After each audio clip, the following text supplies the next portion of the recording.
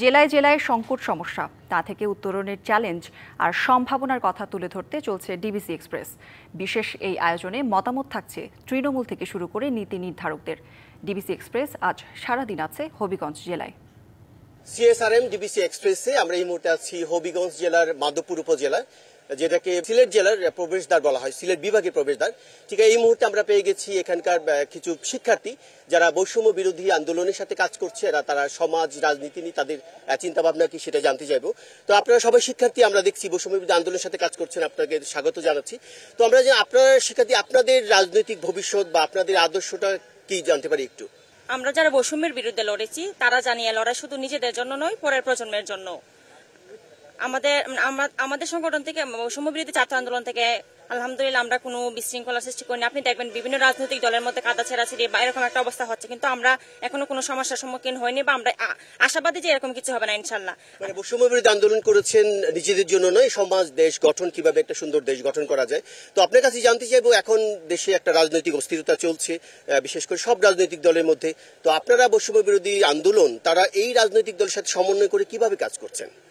আমরা মূলত মাধবপুর উপজেলা, হবিগঞ্জ জেলার যে মাধবপুর উপজেলার মধ্যে আমরা রাজনৈতিকভাবে আমাদের যতটা রাজনৈতিক দল আছে আলহামদুলিল্লাহ আমাদের সাথে সবাই সাপোর্ট দিচ্ছে বা সবাই আন্দোলনে নামছে।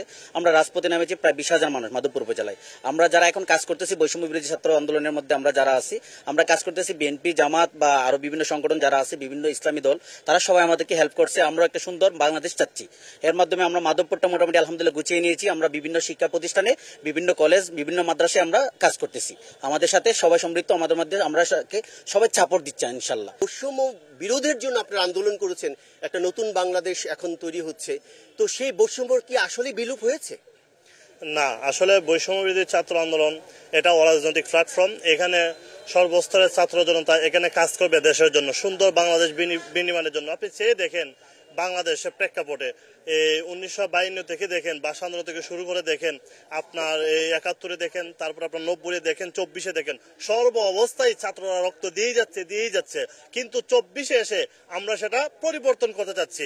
আমরা ছাত্ররা একটি অংশ, আমরা বৈষম্য বিরোধী হিসেবে মাঠে থাকবো, যেন এই বাংলাদেশে আর কখনো ফ্যাসিস্ট এই শেখ হাসিনার মতো স্বৈরাচার জন্ম নিতে না পারে। এই জন্য আমরা বৈষম্য বিরোধীরা সুন্দর বাংলাদেশ বিনিময়ের জন্য কতটা সাকসেস হবেন বলে মনে করছেন? ইনশাল্লাহ আমরা তো আশা করি 100% সাকসেস হবো, কারণ সত্যের জয় এটা আছে, ঠিক আছে? সত্যের জয় সুনিশ্চিত। এটা জন্য আমরা মাঠে নেমেছি। ইনশাল্লাহ আমরা সুন্দর বাংলাদেশ বিনির্মাণ করেই তবে আমরা ঘরে ফিরবো। আপনাকে অনেক ধন্যবাদ। আপনারা শুনছিলেন সিএসআরএম ডিবিসি এক্সপ্রেস। আমরা পরবর্তীতে যাব হবিগঞ্জে, যেহেতু চা বাগান আছে, সেখানে অনেক শ্রমিকরা তাদের কাজ করে, তাদের দুঃখ দুর্দশার কথা শুনবো এবং সেই সমস্যার সমাধানে এখানকার জেলা প্রশাসক বা সংশ্লিষ্ট কর্তৃপক্ষ কি বলেন সেটিও জানার চেষ্টা করবো। ততক্ষণ আমাদের সাথেই থাকুন।